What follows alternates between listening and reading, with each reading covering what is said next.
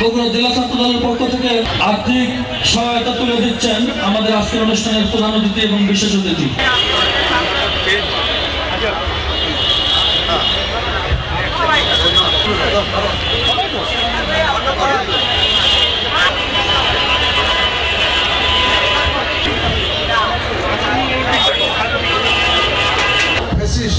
সরকারের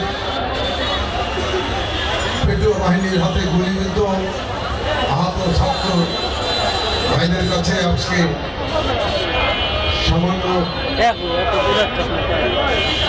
অনারিয়া কিংবা সহযোগিতার হাত বাড়িয়ে দিয়েছেন জেলা ছাত্রদল, সেজন্য আমরা তাদেরকে আন্তরিকভাবে কৃতজ্ঞতা জানাচ্ছি, ধন্যবাদ জানাচ্ছি।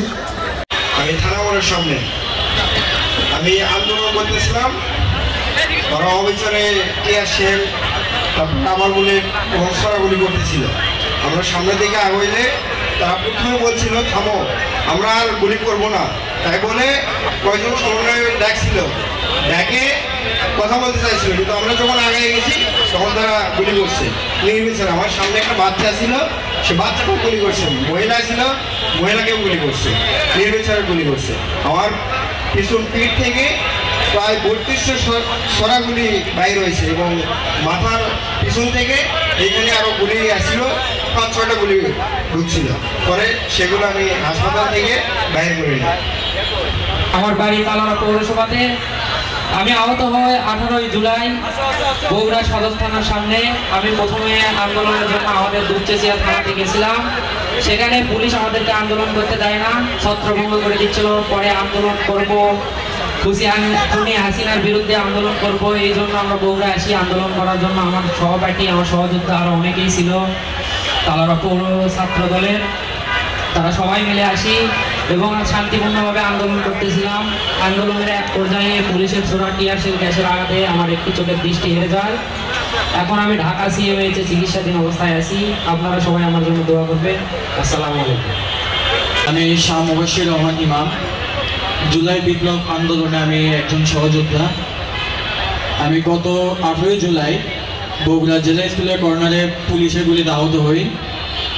আমরা খুনি হাসিনার বিরুদ্ধে যখন আন্দোলনের জন্য বাসা থেকে বের হই, সে সময় আমাদের পুলিশ তাড়া করে এক সময় গুলি করে।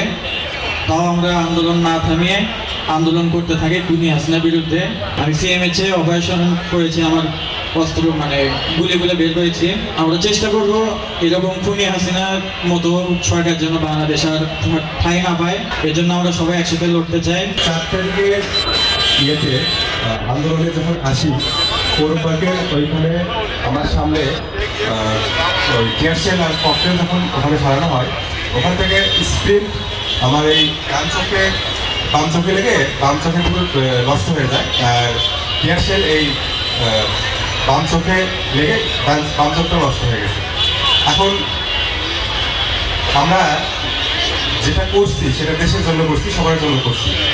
এখন সবাই যাতে সেই বিষয়গুলো নিয়ে বা যে ষড়যন্ত্র চলতেছে বর্তমানে, সেটা যাতে আর ভবিষ্যতে না হয়, আমরা সেই দিকে দেখব। আমরা সেই দিকে বিষয়গুলো খুনি হাসিনার সরকার যে আর জনগণ কখনো এই বাংলার মাটিতে তৈরি না হতে পারে। যেহেতু আমার চোখ গেছে, আমার আরও রকম তো আমরা বিফল হবো না, কারণ আমরা দেশের জন্য করছি, দেশের মানুষের জন্য করছি। এই জন্য সবাই একত্র থাকবো, ঐক্য থাকবো, এটাই আমি বলবো। আর আমাদের সহ যত আহত আছে সবার জন্য সবাই একটু দোয়া রাখবেন, যাতে আমরা একটু সুস্থ হই, এবং আমার জন্য একটু দোয়া রাখবেন যাতে আমিও সুস্থ হয়ে আপনাদের সাথে একসাথে আসতে পারি। একজন যুবক মানুষ, কিন্তু পরিপূর্ণ মানুষ শহীদ হয়েছেন।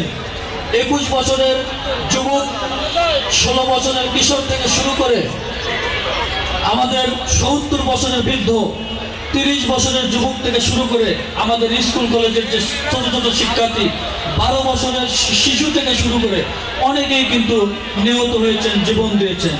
এই আন্দোলনটা আমাদের ছাত্র জনতা সর্বস্তরের মানুষের অংশগ্রহণ ছিল। যার কারণে এই বিজয় আমাদের অর্জন করা সম্ভব হয়েছিল। আমরা বিশ্বাস করি বাংলাদেশের ছাত্র জনতার যে অভ্যুত্থান হয়েছে, এই অভ্যুত্থানের দাবিদার এই দেশের সর্বস্তরের শ্রেণী পেশার মানুষ। তাদের সম্মিলিত অংশগ্রহণের মাধ্যমেই আমরা এই আন্দোলনটাকে সফলতার দ্বার প্রান্তে পৌঁছাতে পেরেছিলাম।